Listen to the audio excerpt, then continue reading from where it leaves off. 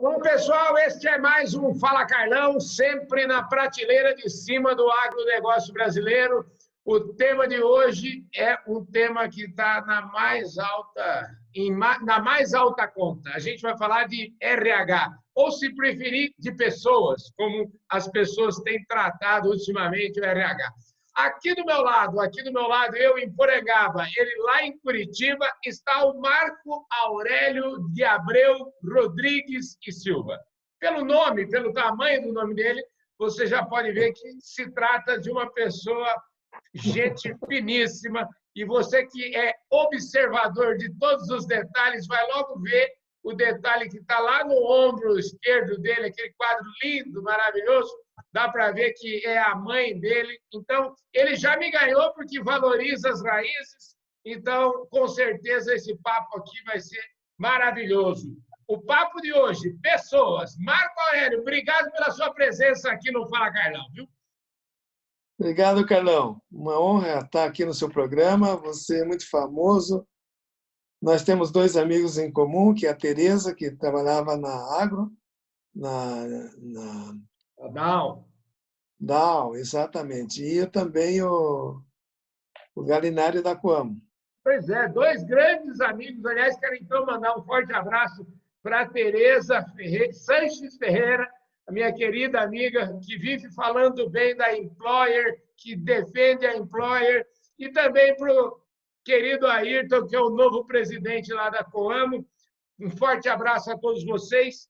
E vamos começar os trabalhos de hoje. Eu estou falando aqui com um economista, um homem que foi funcionário público e, de repente, deu uma guinada e, há 34 anos, construiu a Employer, que é a empresa líder em RH, líder em trabalho temporário, e a gente vai saber tudo o que isso significa e quais são os impactos de tudo isso dentro do agronegócio.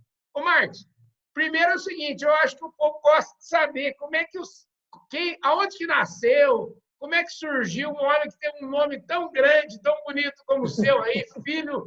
Como é que chama a sua mãe? Geni Rodrigues Silva. Olha só que maravilha. E o seu pai, como é que chamava?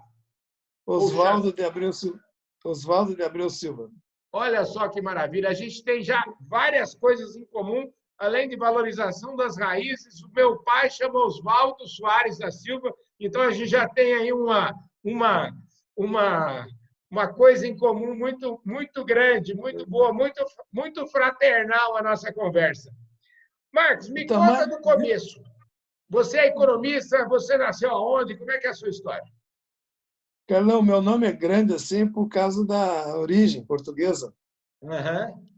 Então, por isso que ele ficou tão grande assim. Mas meu pai era militar e a minha mãe era do Acre. Uhum. E ele foi servir no Ceará e lá encontrou ela. Eu nasci em Fortaleza, mas com 4 anos vim morar em Curitiba. E praticamente sou um curitibano, com todas as características do curitibano. Maravilha. Assim, Curitiba está. Eu brinco, tem um amigo que mora em Curitiba, ele fala que Curitiba só tem 2 estações no ano: é o inverno e a roda ferroviária, né? Tudo aqui é muito frio, né? Inconstante também. O tempo é inconstante demais. E eu estudei no Colégio Militar, tem origem, meu pai era militar, estudei no Colégio Militar, e depois fui para a Universidade Federal do Paraná, passei alguns anos no Acre, e voltei para Curitiba. Entrei fazer um trabalho voluntário no Instituto Paranaense de Administração do Pessoal. Me especializei em fazer pesquisa de salários para o mercado, inicialmente de Curitiba, depois Paraná e depois do Brasil. E me dediquei com bastante intensidade, os colegas se orgulhavam de mim, me deram um cargo de presidente do Instituto Paranaense de Administração do Pessoal. Depois me levaram para cima, eu fui presidente da Associação Brasileira de Recursos Humanos. Troquei, na época, o termo administração de pessoal para recursos humanos, que já era um termo em inglês, que o Brasil já tinha internalizado esse conceito de recursos humanos, passou de departamento de pessoal para recursos humanos. Uhum. Lá passei pela associação durante a minha gestão como presidente e eu, na época, trabalhava como funcionário público do governo do Paraná. Uhum. E, na época, quem comandava a política era a Arena, não sei se é do seu tempo, Sim, claro. e o meu governador era o Ney Braga. A Arena era o partido do governo e o MDB era o partido de oposição, não é assim? Isso. Aí a oposição ganhou a eleição.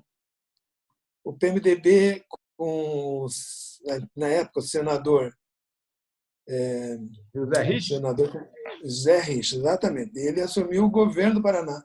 Aham. Aí eu me senti deslocado, Carlão, porque o governador Ney Braga ele tinha criado as secretarias substantivas, aquelas que produziam saúde, educação, Uhum. e as secretarias de apoio, que eram 4: finanças, administração, planejamento e recursos humanos. Certo. Aí, quando o PMDB entrou, ele, com a intenção de enxugar o governo, eles pegaram a Secretaria de Recursos Humanos e subordinaram à Secretaria de Administração. Aí, aquele todo empenho que o governador Ney Braga fez para criar um corpo técnico sólido e competente para o Estado do Paraná, ele passou a não ter mais a prioridade que tinha. Aí eu deixei o Estado e montei a minha empresa. E como o Paraná é um estado eminentemente agrícola, eu fui procurar as empresas do agronegócio para oferecer o meu trabalho, o meu Uhum. serviço. O meu serviço é agenciamento de trabalhadores temporários contidos numa lei especial, uma lei chamada Lei do Trabalho Temporário, Uhum. que hoje evoluiu e tem também na sua lei a lei da terceirização, que foi julgada irrestrita, quer dizer, qualquer empresa pode usar tanto a terceirização como o trabalho temporário. Só que elas não se confundem. Trabalho temporário é da empresa que contrata o trabalhador. Só que ela tem umas condições muito favoráveis para as empresas que têm sazonalidade. Entendi. Ela é uma contratação rápida, é Uhum. uma contratação barata e é uma contratação flexível, porque o contrato de trabalho é limitado até 180 dias, mas as empresas só podem usar para atender uma necessidade transitória. Terminou a necessidade transitória, que a gente não sabe quando vai ser, mas tem uma ideia. Uhum. Está rescindido o contrato e, quando tiver uma nova necessidade transitória, a empresa cliente minha, me contrata outra vez para colocar esta mão de obra. Por isso que eu atuo na safra de soja, na safra de milho, na safra de trigo e vou entrando, tirando, colocando o trabalhador de acordo com as demandas transitórias. E aí você tem, digamos assim, um banco de profissionais na sua empresa e você atende demandas como... Dá um exemplo prático, assim, tipo a Coamo, por exemplo, é sua cliente, é isso? Nessa Certo, hora que certo. ela precisa receber soja, é isso? Certo, certo. A Como tem mais de 105 entrepostos. Aham.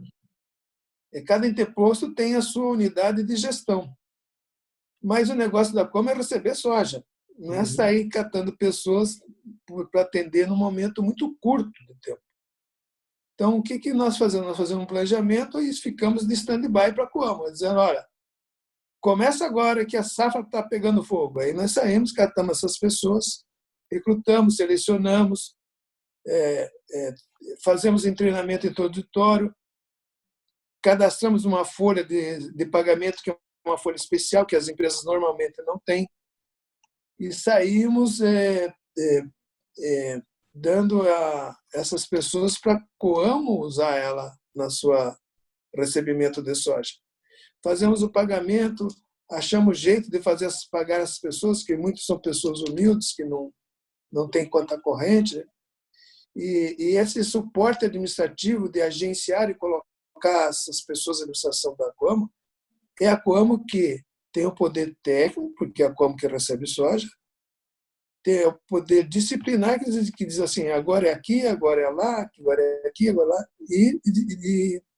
e diretivo também, e técnico. Então, ela tem responsabilidade técnica, responsabilidade diretiva e a responsabilidade de supervisão. Então, o trabalhador temporário entra para ajudar o trabalhador efetivo e sai quando termina a necessidade transitória. É muito conveniente, muito rápido, muito fácil, e a Como já tá acostumada com esse suprimento eventual de mão de obra, que é uma mão de obra registrada, viu, Carlão? Esse Pois temporário não é... É isso que eu ia te perguntar. Eu acho que existe até, não sei se por ignorância ou talvez em alguns casos até por má fé, confundir o trabalho temporário com o trabalho informal, né? Eu queria que Isso você mesmo. fizesse um pouquinho esse esclarecimento, né? Exatamente. O trabalhador temporário ele está protegido por uma lei especial. Uhum. E essa lei ela atribui responsabilidade para a agência de trabalho temporário como a minha, de identificar qual é o motivo justificador que o meu cliente precisa contratar temporários, porque nós somos uma agência credenciada pelo governo federal, sabe, cara? Uhum. Se não for registrada pelo governo federal, não pode prestar esse tipo de serviço. Então, cabe a nós identificarmos o nosso cliente qual é o motivo que aquela empresa precisa de trabalhador temporário. Feito um contrato entre a minha empresa, a empresa cliente e comigo, eu fico de posse de uma procuração para contratar temporários para uso dessa empresa cliente.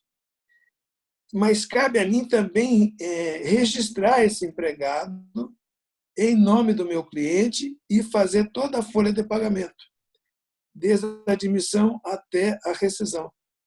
E esse contrato ele vai para os arquivos oficiais do governo. Então, o governo recebe os arquivos efetivos do meu cliente e recebe também os arquivos temporários dos meus clientes, onde eu sou obrigado a informar no arquivo do governo se o motivo daquela contratação é para substituir um funcionário efetivo que se afastou por férias, por treinamento, por doença e até mesmo por causa de suspeita da Covid, que é o primeiro item, a substituição de pessoa efetiva. E a segunda, ele demanda complementar, que é a sazonalidade, que é o acréscimo de trabalho na época da safra, por exemplo.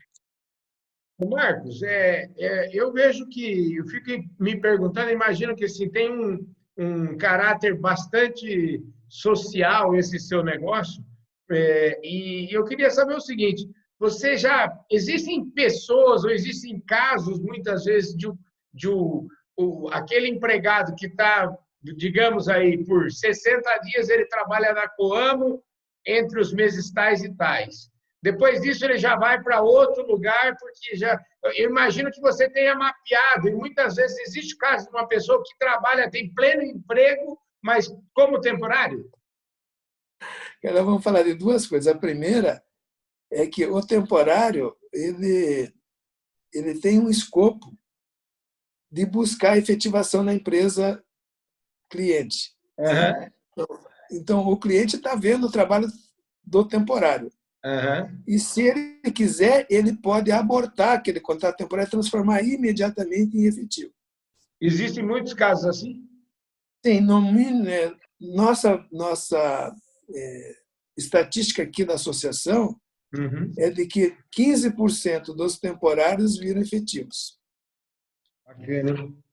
E agora, Mas já que ele falou em associação, deixa eu apresentar agora o Marco Aurélio de Abreu Rodrigues de Silva, que é o presidente da Associação Brasileira do Trabalho Temporário, né? Vamos mudar o disco agora. A gente segue, viu? A gente já está chegando aqui nos finalmente da nossa entrevista. O tempo não fala Carlão, ele passa rapidinho, viu, Marcos? Se conduz muito bem, Carlão. Parabéns. Viu? Vamos lá, Marcos. Como é que é a história? Como é que você está contribuindo para pleno emprego no Brasil? As pessoas começam como temporário e acabam sendo efetivadas. É verdade. E, como eu te falei, a empresa de trabalho temporário ela é credenciada pelo governo federal. Então, ela entra no sistema de políticas públicas de emprego para ajudar a colocar essas pessoas no mercado de trabalho, né? A nossa lei fala em colocação, colocar trabalhadores no mercado de trabalho. Porque uma empresa normal, ela não está focada nisso, né? Está focada no seu objeto, na sua função. E nós só fazemos isso, Carlão. Então, quando uma empresa precisa da gente, agora, por exemplo, no Covid, montar hospitais de campanha, montar UTI, contratar médicos, enfermeiros, técnicos, cozinheira, motorista, etc. Eles não têm uma infraestrutura capaz para fazer isso com velocidade. Agora, essas agências só fazem isso todos os dias. Então, elas são especializadas, têm arquivos especiais com o governo, que uma empresa normal não tem, né? E estão preparadas para ter capacidade resolutiva de dizer, pediu, está aí, protegido, registrado e assegurado dentro de uma lei especial. Então, elas são como se fosse um auxiliar do governo no mercado de trabalho, porque nós contratamos em nome e por conta da nossa empresa cliente, que deve apresentar esse motivo justificador. E o governo trata a gente apartado do contrato CLT, porque ele quer saber também aonde que estão tendo essas necessidades transitórias e o que o governo pode fazer de políticas públicas para ajudar a aumentar essa demanda. Agora, com o contrato verde e amarelo, que o Bolsonaro vai soltar nova medida provisória, nós vamos ganhar muito mais relevância, porque nós estamos tendo um papel crucial nessa pandemia, graças à nossa capacidade de resolver as demandas de mão de obra. E também para trabalhar a incerteza, né? Não sei se vou precisar, se vou mandar, estou com medo de contratar, contrata temporário. Gostou, continua a demanda, é efetiva, põe para dentro. Então, a Associação Brasileira do Trabalho Temporário, ela é um interface do governo para ajudar nas melhorias da legislação e nas facilidades para essa colocação no mercado de trabalho. Vou falar, para a gente terminar a nossa prosa aqui, existe diferença entre trabalho temporário e trabalho terceirizado? Cara, existe e muito. Muito. Como existe muito, porque o trabalhador temporário ele é recrutado, selecionado e administrado pela agência, mas ele é do quadro da empresa cliente. Então, a empresa cliente pode ter um quadro de pessoal efetivo e um quadro de pessoal temporário. Ok. Terceirização é algo completamente diferente. Terceirização é relação de duas empresas. Uma empresa cliente contrata uma outra empresa que tem a obrigação de prestar um serviço, por exemplo, de limpeza, de contabilidade, de tecnologia, de gestão financeira. Nós não.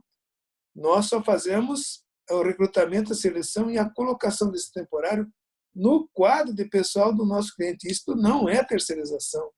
Isso é intermediação de trabalho temporário. Terceirização é prestação de serviço, onde a empresa de serviço coloca quem ela quiser, dá o salário que ela quiser, de acordo com o sindicato dela. O nosso trabalhador, do trabalhador temporário, ele pertence ao sindicato dos obreiros do nosso cliente, não nosso. Entendi. Então, às vezes, como fala terceirização, e no trabalho temporário tem a empresa cliente, a empresa de trabalho temporário e o trabalhador temporário, eles acham que tem três, então é terceirização. E, na realidade, a terceirização é só duas empresas. E no trabalho temporário, duas empresas e um trabalhador. Ô Marcos, olha, eu queria te agradecer. A gente está chegando ao final. Realmente, o tempo aqui no Fala Carlão passa rapidinho, viu? A gente podia continuar esse bate-papo aqui muito. Você é um craque aí no seu negócio. Parabéns. Não é à toa que você é líder. Deve ter sido extremamente muito bem educado pelo seu Oswaldo, pela dona Genina, é isso? Verdade. Parabéns, eles devem estar orgulhosos de você. Muito obrigado pela sua disposição de falar. O Fala Carlão fica às suas ordens e, quem sabe, vamos construir uma série de Fala Carlão junto para a gente falar sobre pessoas, para a gente falar sobre recursos humanos que eu acho que, na verdade, a gente só vai para frente através das pessoas, né? As pessoas é que fazem as empresas, né, Marcos? Eu queria falar para ti que o trabalho temporário ele é muito importante para o agronegócio, porque o negócio é sazonal, é atemporal. Então, ele se ajusta muito bem no setor do agro. E também é um tipo de lei que atende bastante às questões agora da pandemia. Então, é uma atividade que as empresas devem procurar conhecer, porque é legal, formal, é de contratação rápida, barata e flexível. Maravilha, é isso aí. Então, vocês aí que assistem o Fala Carlão, que não perdem nenhum Fala Carlão, pessoal aí das cooperativas, meus amigos aí das empresas no interiorzão desse Brasil, fica a dica aí para vocês, então, conhecerem mais sobre trabalho temporário. E sobre trabalho temporário, o Fala Carlão teve a honra de falar justamente aqui com o Marcos Aurélio de Abreu Rodrigues de Silva, que é o papa desse assunto no Brasil. Obrigado, viu, Marcos? Eu que agradeço, Carlão. Felicidades para você. É isso aí, meus amigos. Esse foi mais um Fala Carlão na prateleira de cima do agronegócio brasileiro. Se você estiver nos vendo aí no Facebook, já deixa logo o seu like. Se você estiver no YouTube e ainda não se inscreveu no nosso canal, se inscreve, a hora é agora, deixa seus comentários, compartilha com todos os seus amigos, aperta o sininho para você receber todas as nossas notificações. E se você tiver audiência nacional e internacional do Canal do Boi, muitíssimo obrigado. Eu vejo vocês no nosso próximo programa.